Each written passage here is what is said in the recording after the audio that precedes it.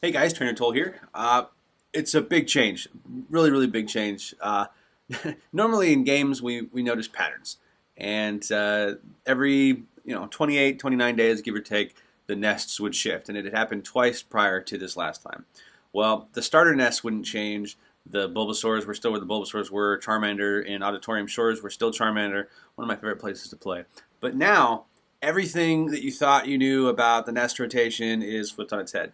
And before anybody asks, the Dratini nests are not back. Now, on an aside to that, water biomes, anywhere you find a lot of Magikarp spawn, those are not Magikarp nests. Those are water biomes.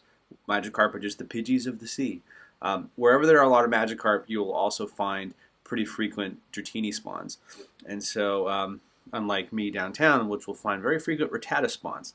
But the nests shifting normally was like, okay, everything's going to move up or down, and it's always like a Rattata that gives me grief when I'm recording.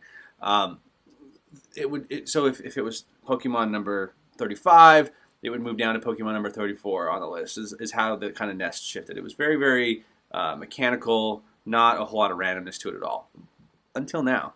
Um, Professor Palmer, one of my YouTube and Facebook partners, is world renowned for tracking these nests, and he's doing some really good work on teaching people how to use Pokemesh and stuff like that. But he's been tracking the nest changes. Um, Magnemite is now Jinx, Vulpix is now Kabuto, Staryu or Execute are now Krabby, Onyx is now Machop. Um, there's some weird things, so like where there were Cubones, there now are Oddishes, but then in some areas where there were Cubones are now Onyxes. So it used to be that when something changed, it changed in a predictable pattern, and all of the Cubone spawns would change to um, the new thing. In this case, where the Hemisphere Park is near the Tower of the Americas, it was Cubone, and now it's Onyx, where this other area, which was Cubone, Rimkus Park, is now Oddish. So, really interesting shifts. There's an area that was Mankey's, it's now Pinsir, because I don't already have like 400 Pinsir candy.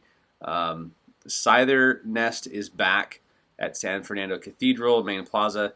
That was a place you could get Magmar and Electabuzz off and on.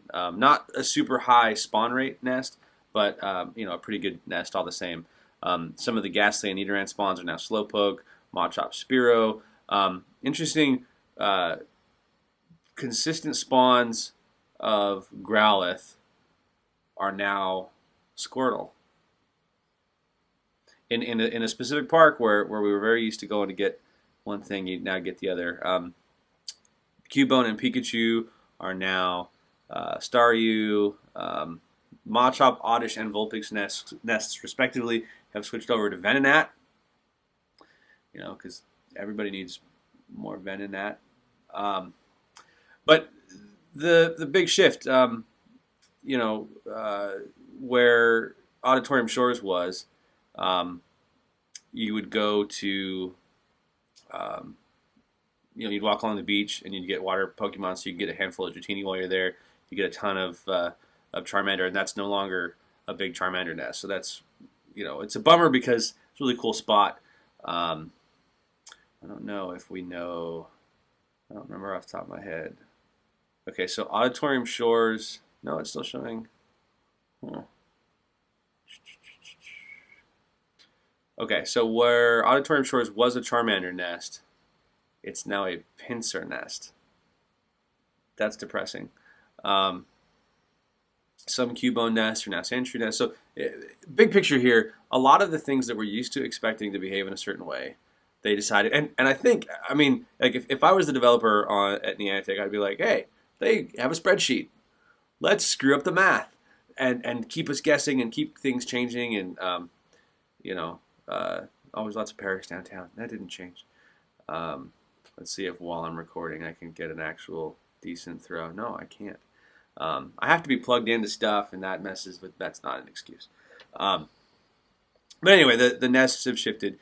With that comes nothing crazy exciting. There's not like, oh, there's an Articuno nest now 2 blocks from my house. There's nothing like that. The Dratini nest is not back, though. Again, head to the water biomes. But the other thing that Professor Palmer noticed, and he was rocketed to the front page of the Sylph Road for this, which is very well deserved.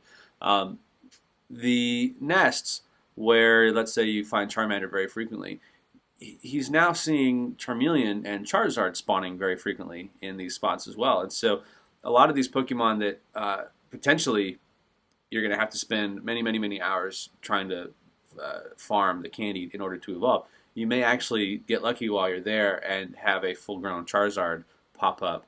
The scary part about that is that you don't have the option of kind of breeding and evolving specific Pokemon so that you have the right IVs. It's going to be whatever it's going to be. But those were very, very rare before, and it wasn't something that would really appear in the nest very often. And now the entire evolutionary spectrum seems to be, it's still very new, so we want to, figure out, make sure that we're not, tracking false positives. But as it looks now, there are, Blastoids and Squirtle nests and things like that, which is really, really cool. So, be aware of those changes. Adjust your playing pattern. I think a lot of us are getting pretty close. I've been at 142 for a few weeks now, and I think my emphasis lately has just been on trying to power up the things that I've got.